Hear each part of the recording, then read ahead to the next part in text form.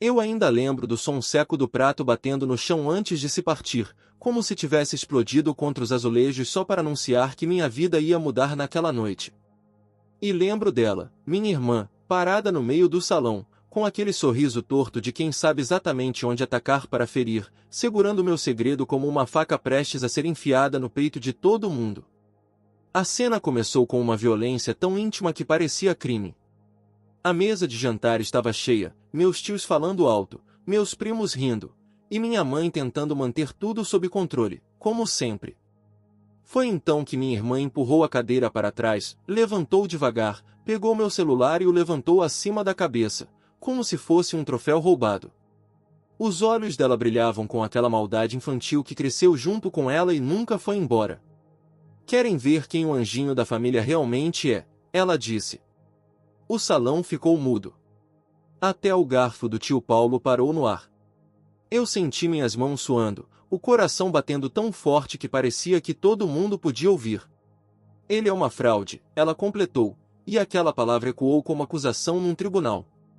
E o pior era que ninguém ali duvidava dela. Minha irmã sempre teve essa presença agressiva, como se não precisasse levantar a voz para quebrar alguém por dentro. A vida inteira ela foi a tempestade, enquanto eu era só o céu tentando se manter limpo. Lembro de quando éramos pequenos, ela quebrava meus brinquedos e depois colocava minha mão em cima deles para dizer que fui eu. Eu chorava, ela ria, e minha mãe, cansada demais para investigar, só pedia que eu não fizesse mais bagunça.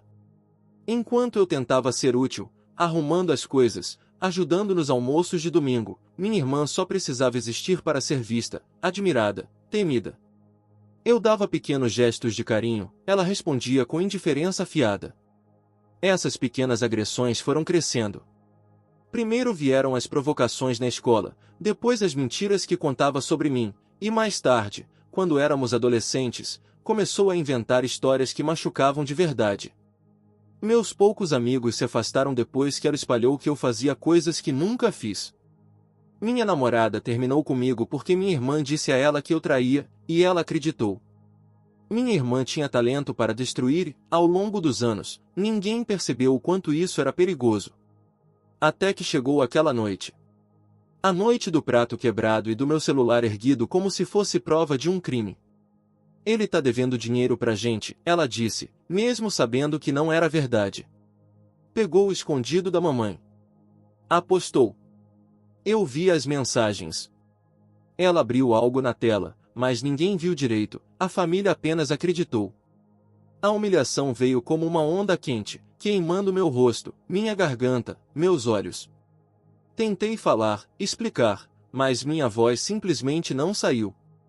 Minha mãe levou a mão à boca. Minha tia murmurou algo como: meu Deus, que decepção.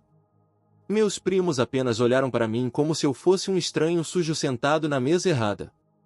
Mas o que destruiu todo mundo não veio da humilhação. Veio segundos depois. Minha irmã respirou fundo, como se fosse saborear o momento, e então disse algo que fez o ar desaparecer do ambiente. Ele não é o único com segredos, ela murmurou, virando para meu pai. E você sabe do que tô falando. O rosto dele empalideceu instantaneamente. Ele tentou fingir que não era com ele, mas já era tarde.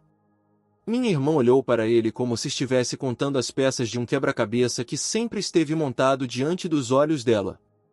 Fala para eles, ela disse. Fala logo, antes que eu fale. Um silêncio assustado tomou a sala. Meu pai segurou a beira da mesa. Minha mãe sussurrou o nome dele com um tremor que nunca tinha ouvido antes. Ele tentou negar, mas minha irmã foi mais rápida.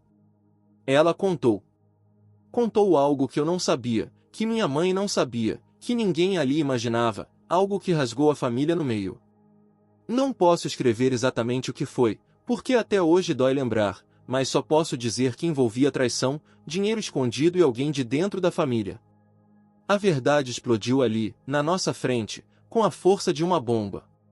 A partir daquele momento, tudo saiu do controle. Vieram discussões, gritos, portas batendo. Minha mãe chorando sem parar. Meus tios acusando, apontando dedos, ameaçando chamar a polícia. Meu pai deixando a sala como um homem derrotado.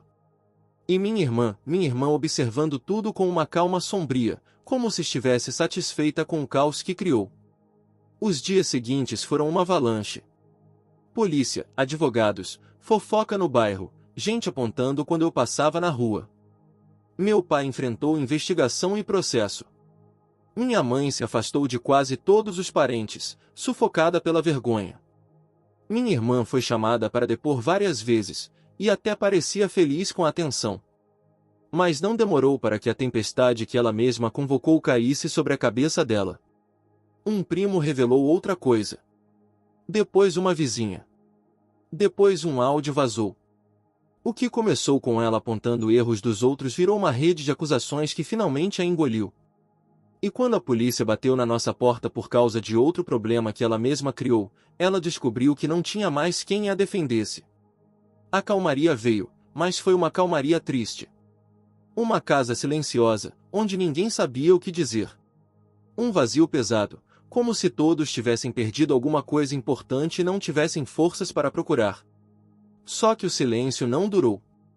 Porque logo depois, quando todos nós já estávamos cansados demais para brigar, descobrimos que o passado tinha muito mais sujeira do que imaginávamos.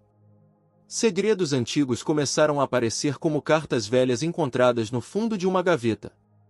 Histórias que ninguém queria ouvir. Verdades que talvez fosse melhor nunca ter descoberto. E aí, quando achamos que minha irmã finalmente ia desaparecer da nossa vida, começaram a chegar mensagens. Primeiro uma carta. Depois outra. Depois recados indiretos em perfis falsos. Ela queria contato. Dizia que tinha mudado. Que estava arrependida. Que queria pedir perdão. Todos ignoraram, exceto eu. Talvez porque eu era o único que ainda guardava alguma lembrança boa dela. Uma em especial, uma noite em que ela, ainda criança, colocou um cobertor sobre mim quando eu dormi no sofá. Parece pouco, mas foi o único gesto de amor que lembro dela ter me dado. Então, um dia, ela fez algo que ninguém esperava.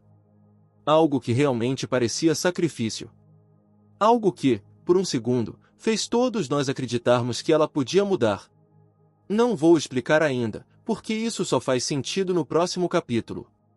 Mas posso dizer que foi a primeira vez que vi minha mãe olhar para ela sem ódio. E assim começou uma reintegração lenta, cheia de cuidado, cheia de desconfiança. Ela voltou, mas de leve. Só em visitas rápidas, sempre com alguém observando. Como alguém andando sobre gelo fino. E a família, quebrada do jeito que estava, começou a se reorganizar. Não como antes, porque nada seria como antes, mas de um jeito novo, meio estranho, meio torto, tentando funcionar. Antes de tudo desmoronar de novo, eu achava que minha irmã finalmente estava mudando. Eu via nela algo diferente, quase frágil, como se a tempestade que ela carregava desde criança tivesse perdido forças. Mas naquela noite, quando abri a porta e encontrei o envelope jogado no tapete com meu nome escrito torto, percebi que nada estava realmente terminado.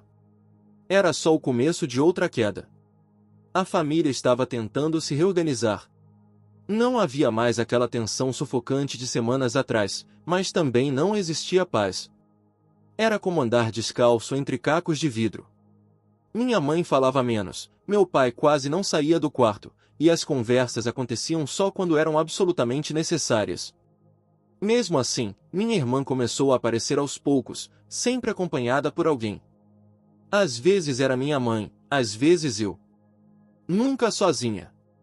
O clima ainda era de vigilância, como se qualquer gesto dela pudesse acender outro incêndio. E no meio dessa tentativa de normalidade, começou a surgir aquela sensação estranha de que algo estava se movendo nas sombras da história. As cartas que ela mandava não eram iguais às primeiras, aquelas cheias de desculpas prontas e frases vazias. Aos poucos elas começaram a ficar mais diretas, mais emocionais, como se ela estivesse lutando contra alguma coisa dentro dela. Ela falava de memórias antigas, de arrependimentos que nunca confessou, de noites em que chorava sozinha enquanto todos achavam que ela dormia tranquila. E eu, mesmo desconfiado, fui guardando cada carta numa caixa. Não porque acreditava nela, mas porque algo naquelas palavras parecia verdadeiro. Até que ela fez o tal gesto altruísta, aquele que mencionei no capítulo anterior. Minha irmã, pela primeira vez na vida, colocou alguém acima dela mesma. Ela confessou à polícia que tinha inventado parte das acusações contra nosso pai para desviar a atenção de um problema dela. Foi uma confissão dura, que complicou a própria situação e tirou um pouco do peso das costas dele. Não salvou totalmente meu pai, porque o que ele fez ainda era sério, mas mudou a forma como a família olhava para ela. Minha mãe chorou quando soube. Não de tristeza, mas de surpresa. E talvez um pouco de alívio. Depois desse gesto, a reintegração foi lenta. Minha irmã começou a visitar a casa com mais frequência. Ela ajudava a arrumar a cozinha, varria o quintal, tentava puxar conversa comigo. Tudo de um jeito meio desengonçado, como alguém que aprendeu tarde demais o que é ser normal. E a verdade é que, por mais que eu tentasse negar, eu queria acreditar que ela estava mudando. Eu queria recuperar a irmã que nunca tive.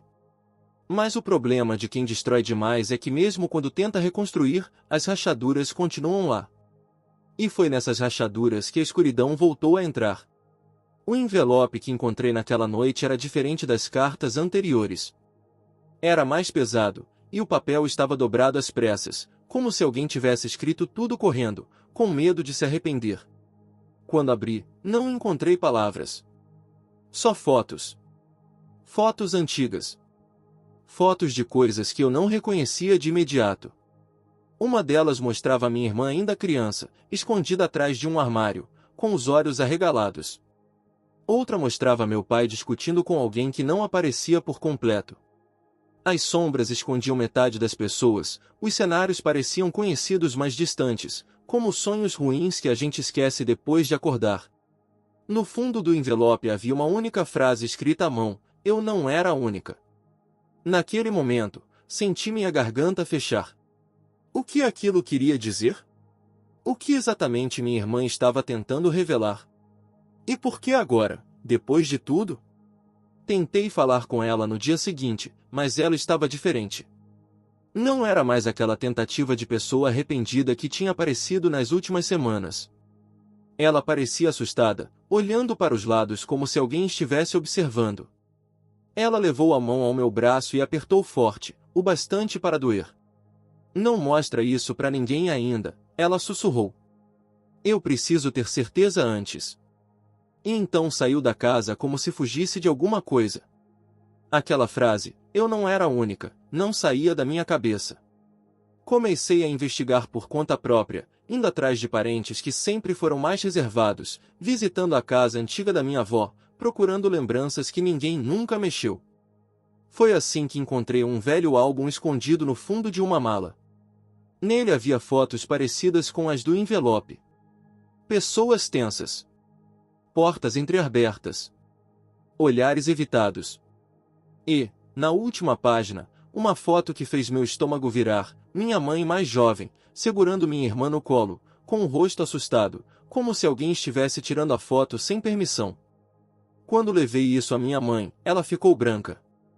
Tentou pegar o álbum, mas suas mãos tremiam tanto que ele caiu no chão. Ela disse que aquilo era passado, que não deveria ter sido encontrado, que só traria mais dor. Mas quando perguntei diretamente o que significava, ela simplesmente me abraçou e chorou. Choro pesado, antigo, cheio de medo. E então disse apenas: sua irmã viu coisas que você nunca viu. Foi a primeira pista real de que havia algo maior. Algo que explicava parte do comportamento dela. Algo que talvez ninguém tivesse coragem de enfrentar antes. Quanto mais eu tentava cavar, mais parecia que a família inteira guardava segredos. Segredos que se entrelaçavam com as atitudes da minha irmã, como se tudo estivesse conectado de um jeito doente. Mas enquanto eu tentava unir as peças, minha irmã começou a se afastar de novo. Cancelava visitas, não respondia mensagens. Parecia sumir aos poucos. Até que uma noite ela bateu na minha porta tremendo, encharcada de chuva, e com um olhar que eu nunca tinha visto nela. Um olhar de puro pânico. Ela entrou correndo, trancou a porta, caiu de joelhos e disse: eles sabem que você viu as fotos. Eu ainda estava tentando entender o significado da palavra eles quando alguém bateu na porta da frente, 3 vezes, com força. Batidas secas, rápidas, como se soubessem exatamente onde estavam e por que estavam ali. Minha irmã olhou para mim com lágrimas escorrendo. E então sussurrou: "Não abre. Não abre de jeito nenhum." Os nós dos dedos do outro lado bateram de novo. As batidas na porta continuaram, fortes, secas, como se quisessem atravessar a madeira e alcançar nós dois. Cada impacto parecia tremer na minha espinha, e a respiração da minha irmã vinha curta, quase sem ar. Eu nunca tinha visto medo daquele jeito nela. Era um pânico cru, sem máscara, sem arrogância, sem a armadura de sempre. E a presença do lado de fora, fosse quem fosse, parecia saber exatamente o que procurava. Ficamos imóveis por alguns segundos, segundos que pareceram horas. A chuva batia no telhado, o som do vento entrava pelas frestas, mas tudo era abafado pelas batidas insistentes. 3 pancadas. Depois silêncio. Depois mais 3, como uma senha. Minha irmã agarrou meu braço e me puxou para trás, longe da porta. Sua mão tremia tanto que arranhou minha pele.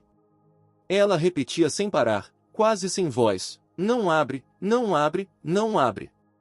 Eu tentei perguntar quem era, mas ela sacudiu a cabeça, mordendo os lábios até quase sangrar. Seus olhos estavam arregalados, fixos na porta como se ela fosse explodir a qualquer instante. E então, pela primeira vez naquela noite, ela disse algo que fez tudo em mim gelar: "Eles descobriram que eu contei a você." E antes que eu pudesse reagir, outra batida ecoou, não na porta principal, mas na janela da sala. Um toque leve, arrastado, como unhas passando pelo vidro. Minha irmã agarrou meu pulso e me puxou para o corredor, longe de qualquer abertura. A casa parecia menor, apertada, sufocante. O ar pesado. Eu sentia a vibração no chão a cada passo daquela presença lá fora, como se estivesse circundando a casa, procurando uma entrada, procurando nós. "Eles não vão embora," ela sussurrou. "Eles nunca vão embora." A palavra eles martelava na minha cabeça, mas cada vez que eu tentava perguntar, ela desviava o olhar, como se dizer o nome fosse pior do que enfrentar a própria morte. E foi naquele silêncio desesperado que eu entendi que as fotos, aquelas fotos do envelope, não eram apenas memórias antigas. Eram pistas. Eram ameaças. Eram sinais de que algo maior, algo que vinha de muito antes de nós dois, estava despertando de novo. As batidas pararam. Por alguns segundos, só ouvimos a chuva. Mas minha irmã não relaxou. Pelo contrário, começou a andar de um lado para o outro, segurando a cabeça, murmurando palavras desconexas. Era como se estivesse tentando decidir entre fugir ou falar. Entre contar a verdade ou se calar para sempre. Foi então que ela disse: "Não fui eu que comecei tudo. Eu só assisti. Eu era criança. Não podia fazer nada." Aquela frase me atingiu como um soco. Antes que eu pudesse perguntar o que ela tinha visto, alguém tentou girar a maçaneta da porta. O metal tremeu, girou um pouco, bateu. Minha irmã se encolheu no canto, as mãos sobre a boca para não gritar. Eu corri até a porta e segurei a trava com força, sentindo a vibração da pessoa, ou pessoas, tentando entrar. O barulho metálico parecia um aviso. E então, do outro lado, uma voz murmurou meu nome. Uma voz que eu conhecia. Uma voz da família. Meu corpo congelou. Parecia impossível. Mas era real. Minha irmã começou a chorar em silêncio, balançando a cabeça para que eu não acreditasse, que não abrisse. A voz repetiu meu nome, agora calma, agora quase doce. E quanto mais doce soava, mais assustadora ficava. Depois de longos minutos, a presença do lado de fora recuou. O silêncio voltou, mas era um silêncio falso, tenso, como se o perigo estivesse apenas esperando no quintal. Minha irmã finalmente sentou no chão, abraçando os joelhos. Eu sentei ao lado dela, esperando que ela falasse algo. E ela falou. Mas não o que eu esperava. Eu não era a única criança naquela casa, ela disse. E não era só o pai que escondia coisas. Ela então começou a contar. Aos pedaços. Entre soluços. Entre pausas que pareciam buracos negros. Ela falou de noites em que acordava ouvindo discussões no quarto ao lado. Vozes sussurradas, segredos compartilhados às pressas. Gente entrando e saindo da casa da nossa avó tarde da noite. Um quarto trancado que ela não podia abrir. Um álbum escondido que ela encontrou por acidente, o mesmo álbum que eu descobri agora. Ela falou de uma pessoa da família que sempre dizia para ela não contar nada para ninguém. Uma pessoa que parecia boa aos olhos dos outros, mas que tratava minha irmã de um jeito estranho, ameaçador. E então ela revelou algo que fez meu estômago virar como se eu tivesse levado um golpe. O segredo maior não era sobre meu pai. Nem sobre as brigas. Nem sobre dinheiro escondido. Era sobre algo que aconteceu antes de eu nascer. Algo que marcou minha irmã tão profundamente que ela passou a vida toda descontando dor nos outros porque não conseguia enfrentar a própria. E a pessoa que bateu na minha porta naquela noite estava envolvida. Quando percebi isso, minha mente começou a ligar pontos que eu nunca tinha percebido. Pequenos detalhes das fotos. Olhares desconfortáveis em reuniões de família. Comentários que pareciam bobos, mas escondiam veneno. Tudo começou a ganhar forma. Uma forma assustadora. Minha irmã disse que as fotos eram só uma parte. Que existiam mais. Muitas mais. E que alguém, ou um grupo dentro da própria família, estava tentando apagar essas provas antes que elas viessem à luz. Ela tinha encontrado algo semanas atrás, algo maior do que as cartas que me enviou. Algo que poderia destruir mais do que reputações. Algo que poderia levar gente à prisão. Gente que nunca imaginamos capaz.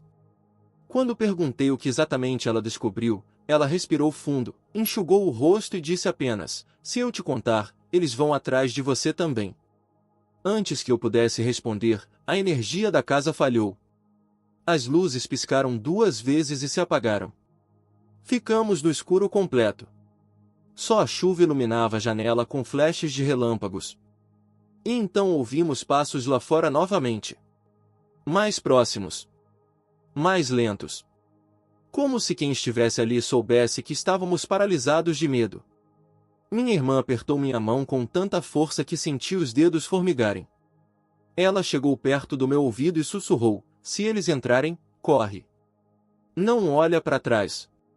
E naquele instante, alguém tocou a maçaneta pela segunda vez. Quando a maçaneta girou pela segunda vez, percebi que não era mais uma visita para intimidar. Aquela noite não estava ali para ameaçar, estava ali para terminar algo que começou muito antes de eu existir. E enquanto o metal clicava devagar, como dedos frios tentando entrar, senti que tudo ao meu redor se estreitava: a casa, o ar, o tempo. Minha irmã segurava minha mão como se dependesse disso para não desmoronar. E talvez dependesse mesmo. As luzes estavam apagadas, o vento fazia a janela tremer, e o barulho da chuva abafava qualquer pensamento racional. A noite parecia cúmplice daqueles que estavam do lado de fora. A maçaneta parou. Silêncio. Depois veio um som seco, um arranhão forte contra a madeira, como se alguém riscando meu nome na porta. Minha irmã se encolheu contra a parede, ofegante. Eu queria falar, mas a respiração me faltava. Todo o corpo parecia travado, como se estivesse esperando um destino que eu não tinha escolhido. "Se eles entrarem, corre", ela repetiu, a voz quebrada. E eu percebi que ela não estava exagerando. Que eles não eram uma invenção da cabeça dela. Que existiam. Que estavam ali.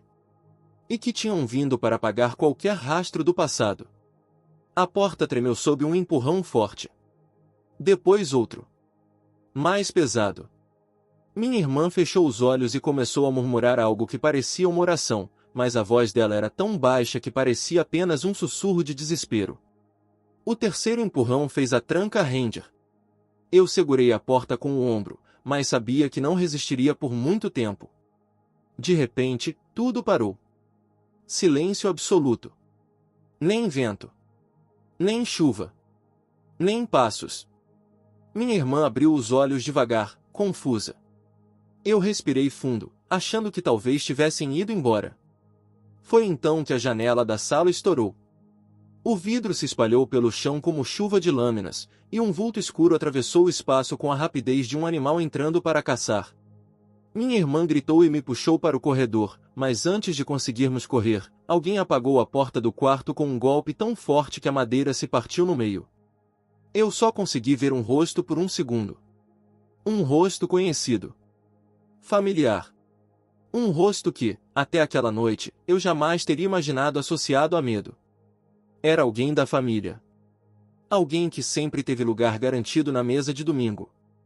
Alguém que sorria para fotos, abraçava nas festas, dava presentes no Natal. Eles estavam ali. 2 deles. Entrando na casa como se tivessem feito isso a vida inteira. Minha irmã me puxou pela camisa e nos trancamos no banheiro. A chave girou, mas sabíamos que a porta era fraca. O som de passos preenchia o corredor, aproximando-se. Passos calmos. Determinados. Eles não estavam com pressa. Isso era pior. Eles querem as fotos, ela sussurrou. Se pegarem, acabou. Ninguém mais vai saber a verdade. Eu finalmente tive coragem de perguntar, que verdade? Ela respirou fundo, e pela primeira vez contou tudo, rápido, como se precisasse colocar para fora antes que a porta fosse derrubada. Quando ela era criança, frequentava muito a casa da nossa avó. E lá havia encontros secretos entre alguns membros da família. Reuniões que aconteciam tarde da noite, sempre trancadas no mesmo quarto. Minha irmã não entendia, mas sabia que algo estava errado.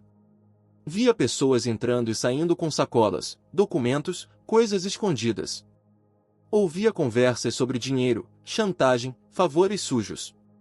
E ouviu coisas sobre o nosso pai, mas também sobre outras pessoas. Inclusive sobre nós. Ela encontrou aquele álbum por acidente.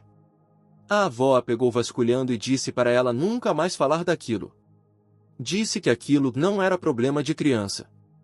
Mas a partir daquele dia, as pessoas começaram a agir estranho com ela. A pressionar.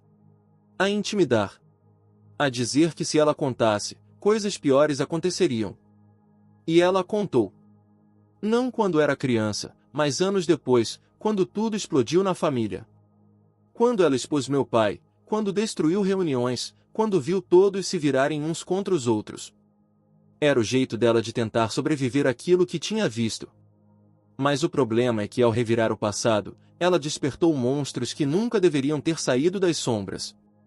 Eu estava tentando absorver tudo quando o primeiro golpe acertou a porta do banheiro. A madeira tremeu.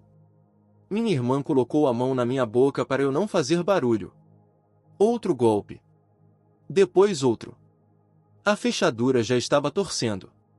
Ela tirou algo do bolso, era um pendrive. Isso é tudo que eu encontrei, ela disse. Se eu morrer hoje, você tem que levar isso para a polícia. Eu tentei pegar, mas ela recuou um passo. Você vai correr. Eu vou ficar. Aquilo me paralisou. Você tá louca? Vão matar você. Ela sorriu. Um sorriso triste. O primeiro sincero em anos. Eu já estraguei tudo nessa família. Já destruí todo mundo. Mas você é a única pessoa que ainda posso salvar. A porta quebrou. Em um segundo, ela me empurrou pela janela pequena do banheiro, que dava para o quintal. Eu caí sobre a grama molhada, o vento cortando meu rosto. Lá dentro, ouvi gritos. Objetos caindo. Passos correndo. Vozes tensas. E então, silêncio. Um silêncio que não parecia natural. Eu queria entrar. Queria voltar. Mas sabia que era exatamente isso que eles esperavam. Então corri. Corri pela rua escura, com o pendrive no bolso e o coração batendo tão rápido que parecia prestes a explodir. Corri até a delegacia mais próxima, sem olhar para trás. Entreguei o pendrive. Contei tudo. Cada detalhe. Cada foto. Cada ameaça. Os dias seguintes foram um turbilhão. Prisões. Depoimentos. Investigações que abriram portas que a família manteve trancadas por décadas. Gente poderosa caindo. Nomes sendo expostos. Segredos sendo revelados em manchetes. Mas minha irmã, ela não voltou para casa naquela noite. Encontraram ela caída na sala. Machucada. Inconsciente. Mas viva. E foi isso que salvou tudo, porque ela confirmou cada detalhe. E pela primeira vez, a família parou de olhar para ela como a tempestade. Começaram a vê-la como a criança que ninguém protegeu. Ela passou semanas no hospital. Eu fui todos os dias. Às vezes ela falava. Às vezes só dormia. Um dia, segurou minha mão e disse: "Agora você sabe quem eles eram." Eu sabia. E isso mudava tudo. Quando ela voltou para casa, a família estava diferente. Quebrada, mas honesta pela primeira vez. Ninguém pedia perfeição. Ninguém escondia segredos. Era uma convivência estranha, mas nova. Real, minha irmã tinha limites. Tinha acompanhamento. E, pela primeira vez, tinha proteção. A história terminou para a família. Mas não para mim. Porque ontem, quando cheguei do trabalho, encontrei um envelope no portão. O mesmo papel torto. A mesma caligrafia tremida. Dentro tinha uma única foto. Eu. Na janela do banheiro. Na noite em que tudo aconteceu. E atrás, escrito com caneta vermelha: "Isso ainda não acabou."